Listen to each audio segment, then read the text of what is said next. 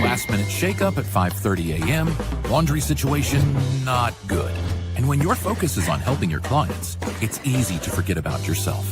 But NASM knows trainers. Morning, Ryan. It's okay. And staying in front of the day isn't always as simple as 1, 2, 3. So when the unexpected has you pressing pause, what's the latest on creatine? I'm going to get back to you on that. Let NASM1 help you press play. Visit NASM.org to sign up for a membership today.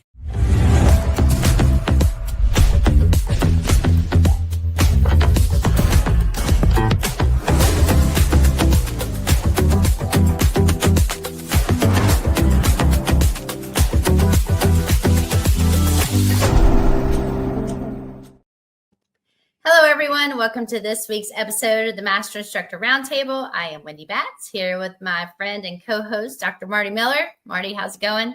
Great, Wendy. How's everything with you? Everything is great. This week, we are talking about something that I hold near and dear to my heart. We are talking about rotational sport, especially at this time of year. More and more people are getting outside, getting more involved in things like tennis and golf and pickleball. Of course, we've got our baseball players, but then now we're working into getting some of our basketball players ready for their camps, which is crazy that starts, now. And so we are talking about some of the basics to consider, because I think we take that step so far thinking, okay, there's an athlete walking through our door.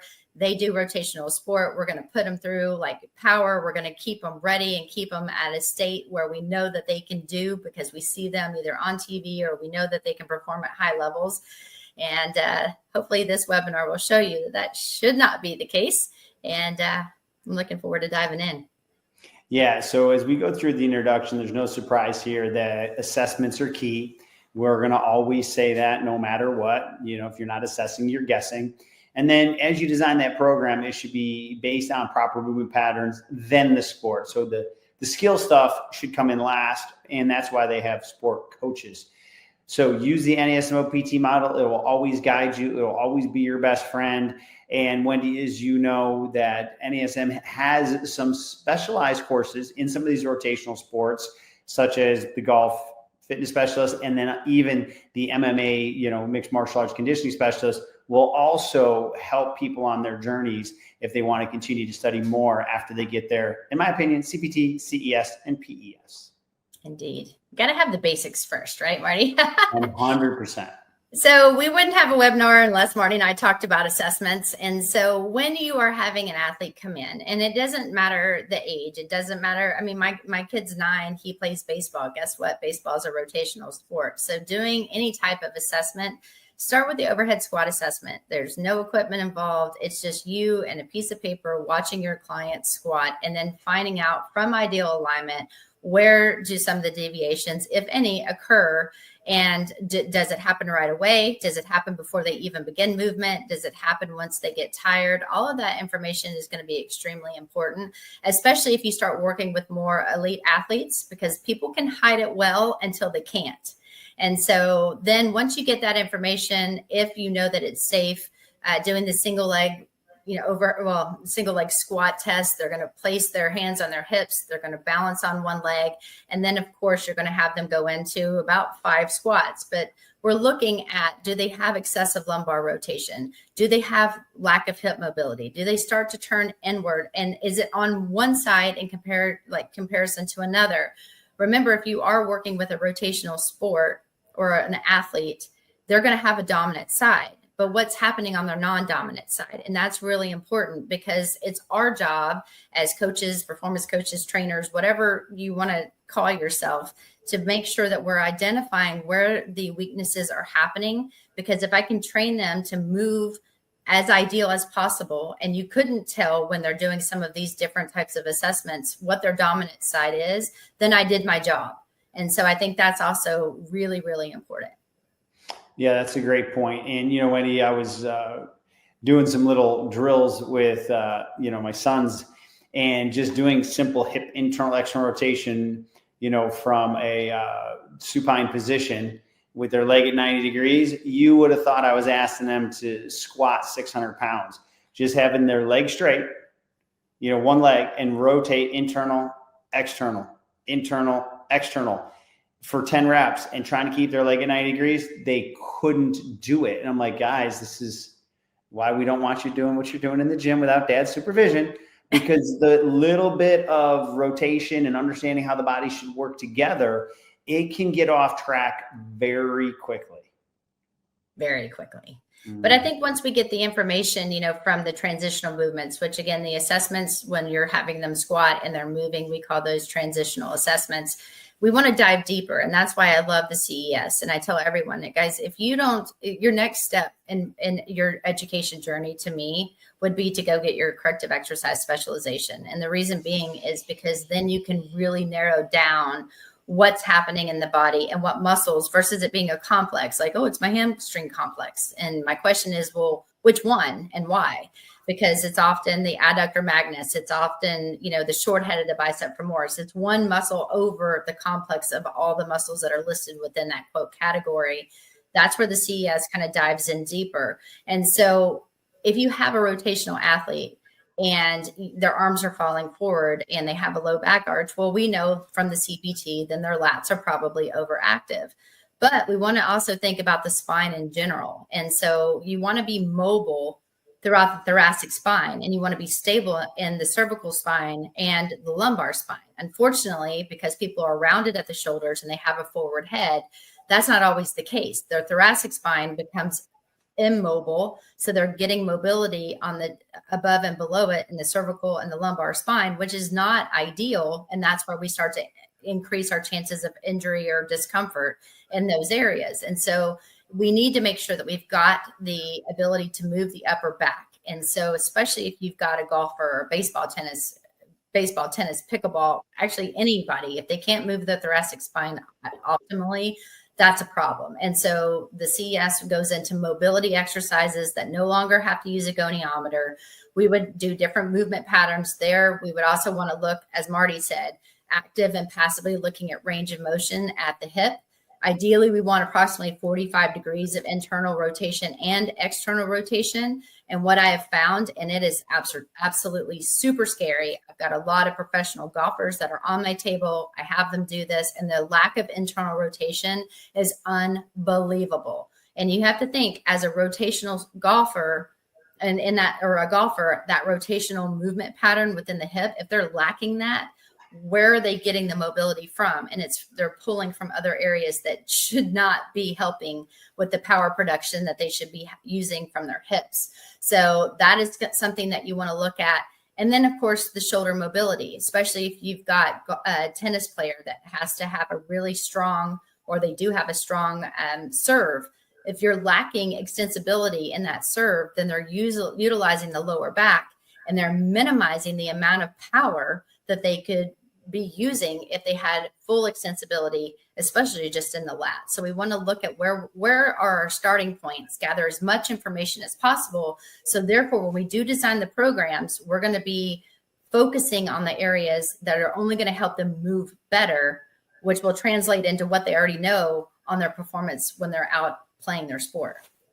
Yeah, I got a couple of key follow-up thoughts on that. But before we go forward, I just want everyone to know that this episode of the Master Instructor Roundtable is brought to you by NASM One, the membership for trainers and coaches. Members enjoy unlimited access to hundreds of career resources. Get the Edge app to schedule and program clients. Enjoy half off all certifications and specializations, access to free CEUs, and more. All of this just for $35 a month. Go to nasm.org/membership to learn more about NASM One. I was speaking to two baseball performance coaches yesterday, and I was reliving my days back with the Yankees. I never saw a shoulder injury or elbow injury that was correlated to weak shoulder and elbow. It was always a lack of hip internal rotation and or core stability. And what I would tend to say is, the more I dive into it, more people have passive range of motion in their hip if you actually work with them, but their ability to fire, especially their internal rotators, is minimal. So that's a key area that I put into my program lately. I've gotten better with certain positions, but there are some positions that are still a struggle, but I'm seeing progress quick. And I know that's only going to help me with my program. And hopefully preventing low back issues for myself. Don't have any, but let's keep it that way.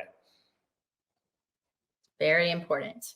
So again, we talked a little bit about why I think the CES is amazing is because, guys, I had a PGA golfer that is doing amazing things that got on the table and had 3 degrees of internal rotation. I'm going to say that again. Professional athlete, 3 degrees. 3, supposed to be at 45.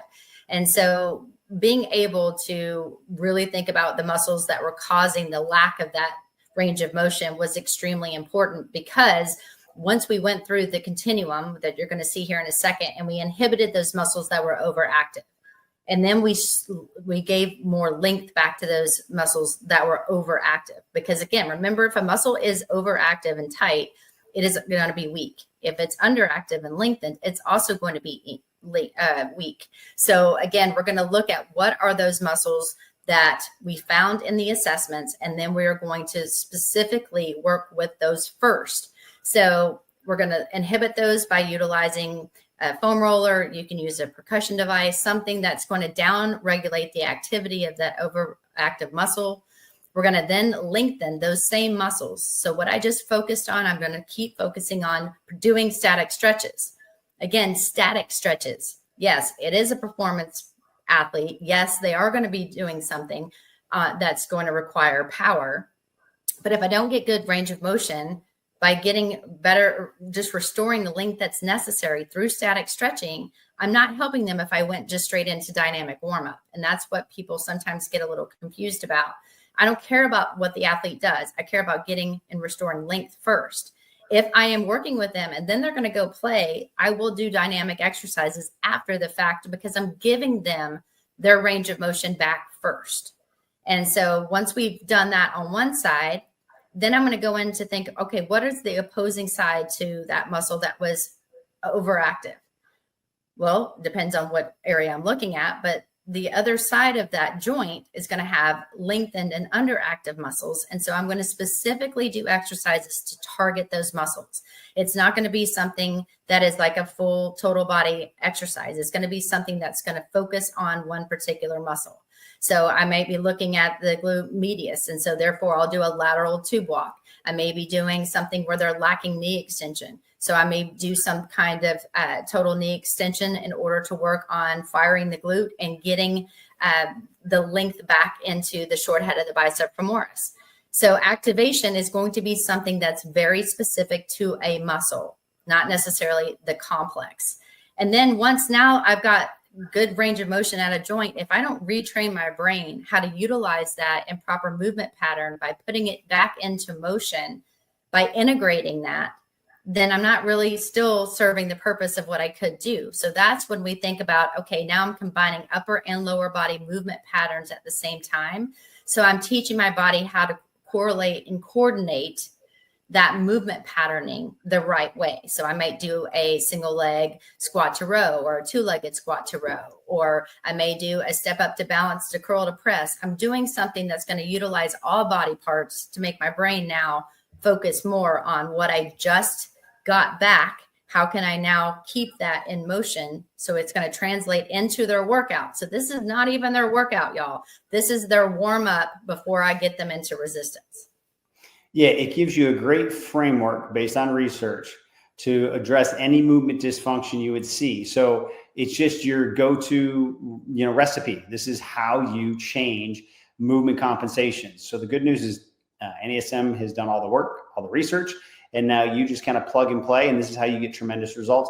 And it can be very short. It can be just 5 to 7 minutes, depending on the severity of the compensation. It can be a very targeted warm-up. Yeah. And then of course, utilize the model. I mean, it is there for you. The research has already been done. If somebody does have some sort of muscle imbalance, which most people will when we first meet them, then we need to go through and think about how can we correct those imbalances? What is that? So I want to train the body to move as functionally as I can. I want to train the brain to allow me to do that functional movement patterns that I need. But there's going to be the corrective side of it first, and then I'll make sure that they can control eccentrically whatever movement pattern that I want, because that time under tension on a weak muscle is only going to help me build more strength. So phase 1 isn't an easy phase, y'all. So when my athletes come in, they struggle more in phases 1 and 2 than they do in 4 and 5. 4 and 5 is what they know. They've done that with their strength coaches. They already know how to play their sport and they know how to move fast. The problem is they don't know how to move slow under control with load in an unstable environment.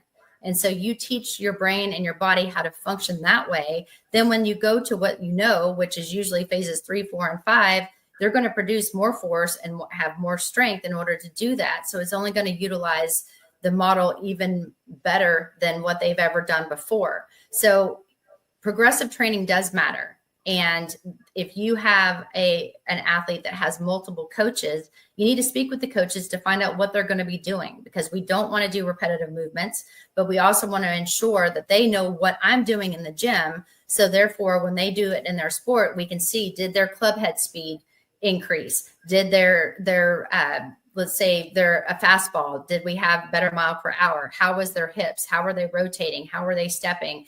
Because having that communication within the entire team really does make a big difference. Plus that actually shows how much you care about the athlete, because they know that you guys are working together with all the coaches, and the coaches really do appreciate that.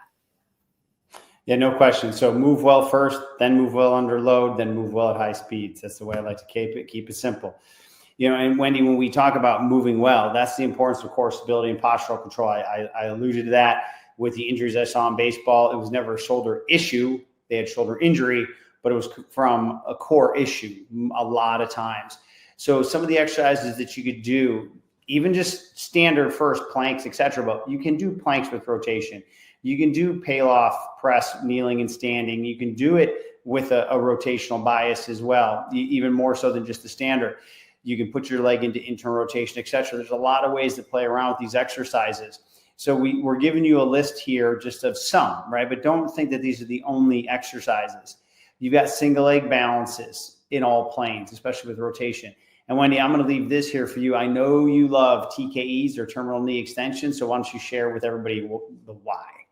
Well, guys, think about how many people think that they have tight hamstrings, and it may not be the entire hamstring that's tight. If somebody has an anterior pelvic tilt and you look on your solutions table, it says that your hamstrings are in a lengthened position. So how can they be tight? However, if you look at the mobility assessments and somebody does not have good range of motion, usually it's the short head of the bicep femoris because of where it crosses the knee. And so if they're struggling getting good full extension of the knee, because remember, the knee's kind of controlled by the foot and ankle as well as the hip, then what a TKE, or total knee extension, is like you would put something like you could use what's the word? A super band. I'm like, had to think a minute. And you put a super band behind the knee. You have someone take a step back, and you literally have them contract their quad and glute at the same time, fully extending their knee, keeping their foot flat on the ground.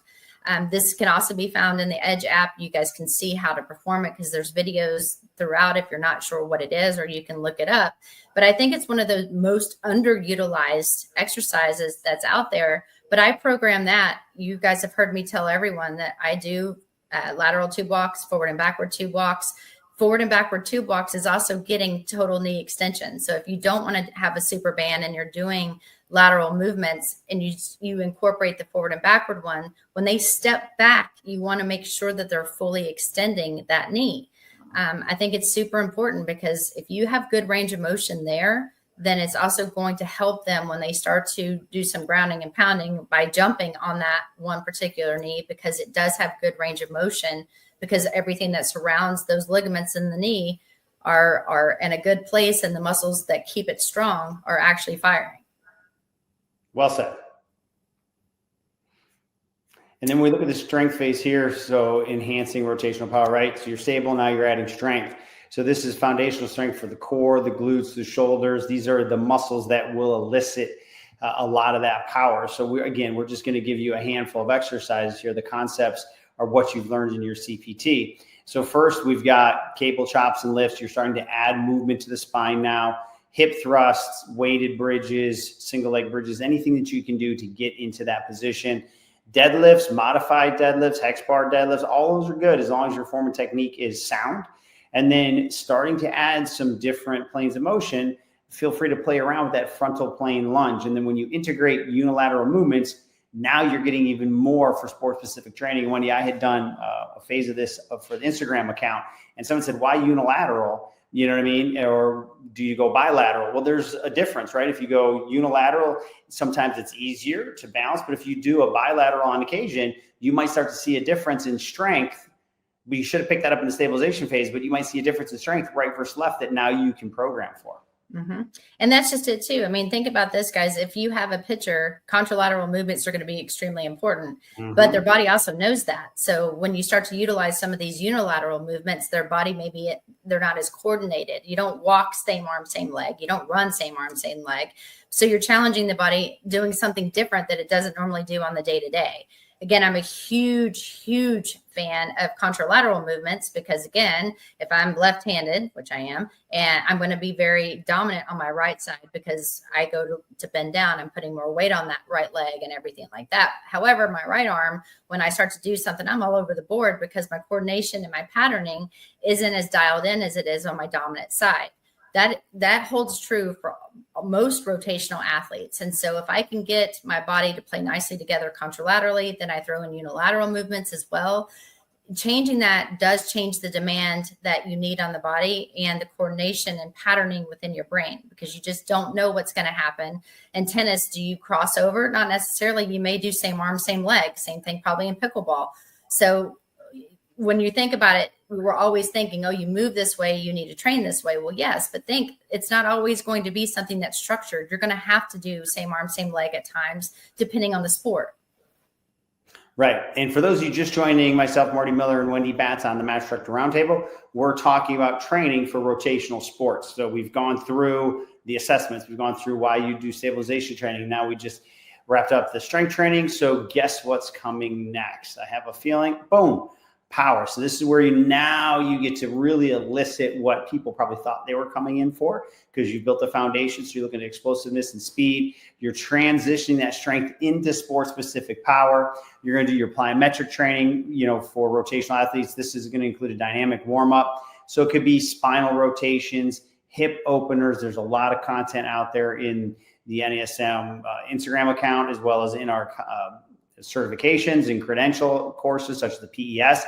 You've got exercises such as med ball rotational slams, med ball chest press. It can be 2 arm, 1 arm, depending on where you are with your client at that time.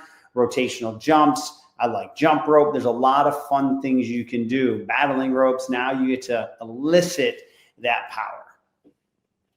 Well said.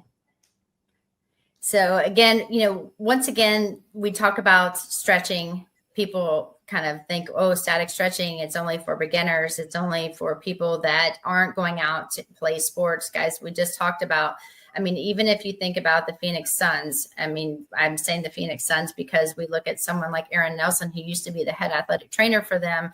He was winning athletic trainer of the year because people were actually staying healthy. And it's one of those things that behind the scenes, the athletes would come in, we would work on them. We would get good range of motion by either doing manual training or some sort of manual therapy and or proper stretching. Guess what? Static stretching or neuromuscular stretching for the muscles that we have found per the assessment to show needed it. Then we would go into active stretching immediately following that. Immediately. So what we're doing then is thinking about firing one side, making sure the other side's relaxed, going back and forth. So here we're using reciprocal inhibition. So remember, as one muscle is shortening, the opposing side has to lengthen. We're making sure that the joints are moving as optimally as possible. And then when you would go watch them at a game, you're going to see them doing their free throws and doing different types of dynamic warm-ups. Well, you didn't see what was happening behind the scenes. And so it's really important to think about a continuum. Stretch the muscles that need a little more length, making sure then that you can move the joint as ideally as possible, and then do the dynamic range of motion or the dynamic lunges. Remember the definition for a dynamic exercise or stretch is to move throughout a proper, hopefully ideal range of. If someone's lacking that, you're not really getting good dynamic types of stretching because it's limited. So we want to take that limit out of it. We want to make sure there's no limitations whatsoever. So we're going to make sure they're fully warmed up and ready to go. And then on the programming side, just look at the assessments. What did it show? Those assessments give you the blueprint to tell you exactly what to focus on first. If you can get the body moving optimally in the phases of phase 1 and 2, then you start to build the strength on top of that. Don't worry about the sport at that point. They're already working with the coaches, and the coaches are working on making sure that they're doing their sport or whatever it is they need. I'm there to make sure they move better. Marty's there to make sure you move better. You're there to make sure they move better. And then at that point, you can think, what are the repetitive motions that they're doing, and do the opposite. Work on the other side of that to make sure that you're going to maintain the quality of your kinetic chain. And then you're also going to help them develop more power in their sport, because everything is lined up as optimally as possible. So don't just jump into their sport. They don't need you to do that repetitive motion. They need you to do the opposite. And that's something that I can't stress enough, because I hear it every single time I walk in. Well, we need to work on, increasing their miles per hour on the mound.